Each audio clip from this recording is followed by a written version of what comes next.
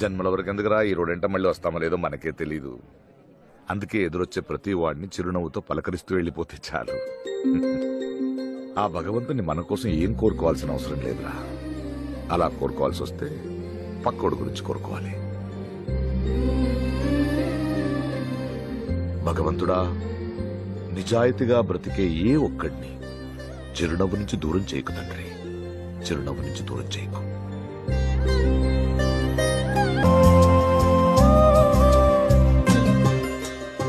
ఏంట్రా చూసి కూడా చూడనట్టు వెళ్తున్నావు? బాగున్నావా? సరే వెళ్ళు.